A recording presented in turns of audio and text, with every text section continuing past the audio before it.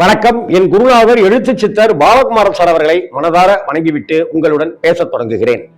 கடந்த 20 நாட்களாக தைலாபுரம் பனையூர் அப்படிங்கிறது தான் பேசு பொருளாயிருக்கு, விவாதமாயிருக்கு, பட்டையை கிளப்பிட்டு இருக்கு, சூட்டை கிளப்பிட்டு இருக்கு அப்படின்னு சொல்லலாம்.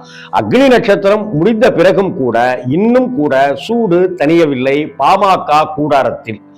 ஒரு பக்கம் அணுகுண்ட போட்டுக்கிட்டே இருக்காரு பாமக ராமதாஸ், இன்னொரு பக்கம் அவர் வேறு ஒரு விதமாக அந்த குண்டை தூக்கி வேறு ஒரு பக்கம் போட்டுக்கிட்டே இருக்காரு அன்புமணி ராமதாஸ். இது ஒரு அப்பா மகனுக்கும் இடையிலான சண்டையா அப்படின்ற விதத்துல பேசிட்டு இருந்தோம். அதற்கு பிறகு இல்லைங்க, இது அப்பா மகனுக்கான சண்டை இல்லை, இது யார் கட்சியை ஆளுவது அப்படிங்கிற சண்டை அப்படின்னு பார்க்கப்பட்டுச்சு. திரும்பவும் இல்லைங்க, இது அப்பா பிள்ளைக்கு நடக்கிற சண்டை அப்படின்னு சொல்லப்பட்டது. இதுல செயலாளர் பதவியை எடுத்துட்டு செயல் தலைவர் அப்படிங்கிற பதவியை, தலைவர் பதவிங்கிறத எடுத்துட்டு செயல் தலைவர் அப்படிங்கிற ஒரு பதவியை ஐயா ராமதாஸ் அவர்கள் அன்புமணிக்கு கொடுத்தாரு. அதெல்லாம் முடியாது அப்படின்னு இருந்தார். முகுந்தருக்கு பதவி கொடுத்தாங்க, அந்த இளைஞரணி பதவி, அதையும் ராஜினாமா பண்ண வச்சு ஒரு பாலிடிக்ஸ் ஒன்று நடந்துட்டு இருந்துச்சு. கடந்த 25 நாட்களாகவே இது தொடர்கதையாக இருந்துகிட்டே இருக்கு. வியாழக்கிழமை அப்படின்னாக்கா ஒரு படத்துல பாலகுமாரன் சார் டயலாக் எழுதியிருப்பாரு ஜீன்ஸ் படத்துல, திங்கட்கிழமை இதுக்கு வரதும் செவ்வாய்க்கிழமை இதுக்கு வரதும் அப்படின்னு சொல்லிட்டே இருக்கும்போது வியாழக்கிழமை ரஜினிகாந்துக்கு வரதும் இது ராகவேந்தருக்கு வரதும் அப்படின்னு ஜீன்ஸ் படத்துல ஒரு டயலாக் இருக்கும். எஸ்வி சேகர் சார் அந்த டயலாக் சொல்லியிருப்பாரு, அந்த படத்துல நடிச்சிருப்பாரு. பாலகுமாரன் சார் தான் எழுதினது. வியாழக்கிழமைனாக்க நமக்கு ராகவேந்திரர் ஞாபகத்துக்கு வருவாரு, மகான்கள் ஞாபகத்துக்கு வருவாங்க, பாபா ஞாபகத்துக்கு வருவார், குரு தட்சிணாமூர்த்தி ஞாபகத்துக்கு வருவார் அப்படின்னு இருக்கிறதெல்லாம் போய் எனக்கு கூடுதலாக வியாழக்கிழமைனாக்கா ஆனந்தவிடன் பத்திரிகை ஞாபகம் அன்னைக்கு தான் வரும் அப்படின்றதுனால எனக்கு அது நல்லா ஞாபகம் இருக்கும். இது மாதிரிலாம் நிறைய விஷயங்கள் இருக்கு. இன்னும் சொல்லப்போனால் நானே ஒரு வியாழக்கிழமை அன்னைக்கு தான் பிறந்தேன் அப்படிங்கிறதெல்லாம் கூட காரணங்கள் உண்டு. ஆனால் வியாழக்கிழமை ஆனாக்கவே தைலாபுரத்திலிருந்து என்ன குண்டை திரிக்கிள்ளி ராமதாஸ் ஐயா போடுவார் அப்படிங்கிற மாதிரி இருக்கு அப்படின்னு பார்த்தாக்க இது அதற்கு ஒரு 5 நாட்களுக்கு முன்னாடி, சமீபத்தில் ஒரு 5 நாட்களுக்கு முன்னாடி அன்புமணி தந்தையர் தினம் வந்துச்சு. அந்த தந்தையர் தினத்தன்னைக்கு ரொம்ப அப்பா அக்கா தங்கச்சி, அக்கா தம்பி, அண்ணன் தங்கச்சி சென்டிமெண்ட் போல அப்பா மீது பாசமழை பொழிந்து நெஞ்ச நக்கிட்டு போயிட்டாரு அன்புமணி ராமதாஸ். என்ன சொன்னாருனாக்கா, தந்தையர் தினத்துல எங்க அப்பா 100 வருஷம் இருக்கணும், டென்ஷன் இல்லாம இருக்கணும், பிபி இல்லாம இருக்கணும் அப்படின்னு தான் சொன்னார். இப்படிதான் என்ன அர்த்தம்? உங்களுக்கு பிபி இருக்கு, சக்கரை நோய் இருக்கு, டென்ஷன் ஆகக்கூடாது, நீங்க ரிலாக்ஸா இருந்துட்டு கட்சியை எட்ட கொடுங்க அப்படிங்கிறதான் வேற ஒரு பாஷையில சொன்னாரு. அதே போல அன்புமணி ரொம்ப திறமைசாலிங்கிறதையும் அந்த இடத்துல நான் உணர்ந்தேன். ஒரு மகனாக நான் என் தந்தையிடம் ஐயாவிடம் நான் மன்னிப்பு கேட்கிறேன் அப்படின்னு சொன்னாரு. ஒரு கட்சியினுடைய தலைவர்கிட்ட நான், நிறுவனர்கிட்ட நான் மன்னிப்பு கேட்கிறேன் அப்படின்னு அன்புமணி சொல்லவே இல்லை. நான் ஒரு மகனாக என் தந்தையாரிடம் ஐயாவிடம் நான் மன்னிப்பு கேட்கிறேன் அப்படின்னு பொது வெளியில அவர் சொன்னார். ஆனால் அதற்கு ராமதாஸிடமிருந்து எந்த ரியாக்ஷனும் இல்லை. ஒருவேளை வியாழக்கிழமைக்கு பார்த்துக்கலாம், தொடர்ந்து பேட்டியா கொடுத்து போர் அடிக்குது, வியாழக்கிழமைக்கு எல்லா குண்டையும் வச்சுக்கலாம்னு அவர் முடிவு பண்ணியிருக்கிறாரா என்னங்கிறது தெரியல.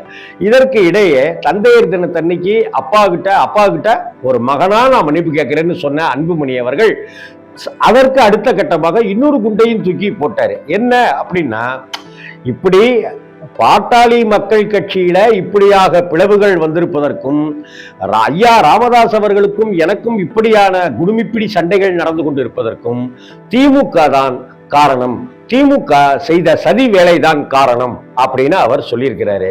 இந்த இடத்துக்கு உள்ளார திமுக ஏன் வந்துச்சு, எப்படி, எந்த வியூகத்தின் அடிப்படையில் அல்லது எந்த ஆதாரத்தின் பொருட்டு அவர் இதை சொல்றாரு அப்படிங்கிறது தெரியல.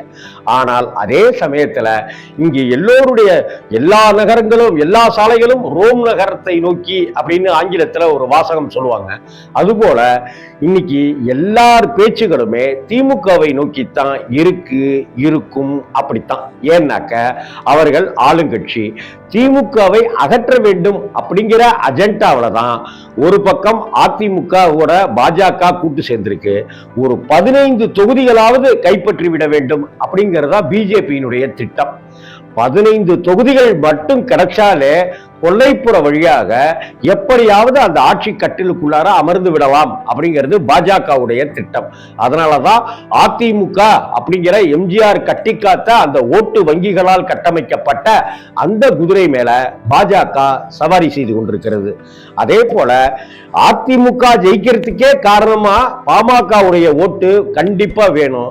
அப்படிப்பட்ட ஒரு இடத்துலதான் அந்த பாமக பெல்ட்னு சொல்லப்படுற ஏரியாவில் அந்த ஓட்டு இருந்தாதான் அதிமுகவே ஜெயிக்க முடியும்.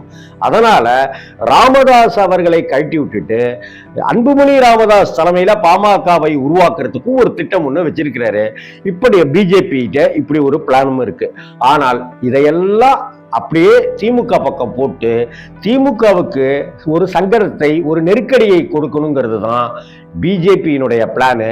அந்த பிளான் அவங்க என்ன சொல்றாங்களோ அதைத்தான் இங்க இருக்கிற விஜய் போன்றவர்களும் அன்புமணி ராமதாஸ் போன்றவர்களும் சொல்லுவார்கள். ஏன்னா தமிழகத்தில் கூட்டணி ஆட்சி அமைப்போம்னு சொன்னதுக்கு இது வரைக்கும் எடப்பாடிகிட்ட இருந்து எந்த பதிலுமே வரவில்லை.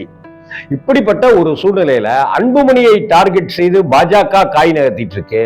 பாஜக எப்படி எத்தனையோ முறை ஐயா ராமதாஸ் கிட்ட பேசினாலும் கூட அவர் மசிவதற்கு தயாராக இல்லை அப்படிங்கிறதையும் பார்க்க வேண்டியிருக்கு. இந்த இடத்துல ராமதாஸ் அவர்களை நோக்கி அடுத்தாப்புல என்ன குண்டு போடலாம்னு அன்புமணி காத்துட்டு இருக்காரு. ஆனால் இதுல என்ன அப்படின்னாக்க ஊரு ரெண்டு பட்டா கூத்தாடிக்கு கொண்டாட்டம் அப்படிங்கிற மாதிரி இங்க ஒரே கட்சியில இருக்கிற இரண்டு முக்கியமான தலைவர்கள், அதுவும் அப்பா மகன் ஸ்தானத்தில் இருப்பவர்கள் அந்த சண்டையை ரசித்துக் கொண்டிருக்கிறார்கள். இன்னும் இன்னும் ஊதி பெரிதாக்கி கொண்டே இருக்கிறார்கள். அப்படிங்கிறது தான் பாமக பெல்ட் அப்படின்னு சொல்லப்படுகிற சென்னையை அடுத்து செங்கல்பட்டை தாண்டி கிருஷ்ணகிரி வரை இருக்கிற வன்னியர் இனத்தினுடைய பெருமக்கள் வேதனையோடு வருத்தத்தோடு புலம்பிக் கொண்டிருக்கிறார்கள். அப்படி ஐயா ராமதாஸ் உருவாக்கிய அந்த கட்டமைப்பு எங்க அதுக்கெல்லாம் வேட்டு வந்து விடுமோ அப்படிங்கிற ஒரு கவலையோடு வன்னியர் பெருமக்கள் இன்னைக்கு நடக்கின்ற கூத்தையெல்லாம் தலையில் அடித்துக் கொண்டு பார்த்து கொண்டிருக்கிறார்கள். இதற்கு பின்னணியில் யார் இருக்காங்க அப்படிங்கிறது ராமதாஸ்க்கு தெரியாம இருக்கலாம், அன்புமணி ராமதாஸ் கூட தெரியாத மாதிரி நடிக்கலாம். ஆனால் வன்னியர்கள் ஒவ்வொருவரும் உணர்வு பூர்வமாக வருந்திக் கொண்டிருக்கிறார்கள்ங்கிறது தான் கள நிலவரம். இதை ராமதாஸ் ஐயா ஒருவர்தான் சரிப்படுத்த முடியும். அன்புமணி ராமதாஸுக்கு ஒரு வாய்ப்பூட்டு போட வேண்டும். அன்புமணி ராமதாஸுக்கு ஐயா ராமதாஸ் அவர்கள் ஒரு லகான் போட வேண்டும். அந்த தருணத்தில் பாமக கொஞ்சம் கொஞ்சமாக குருவி சேர்ப்பது போல் சேர்த்த வாக்கு வங்கியை இப்போது சிதைத்துக் கொண்டிருக்கிறது என்பதுதான் வேதனையான உண்மை. வணக்கம்.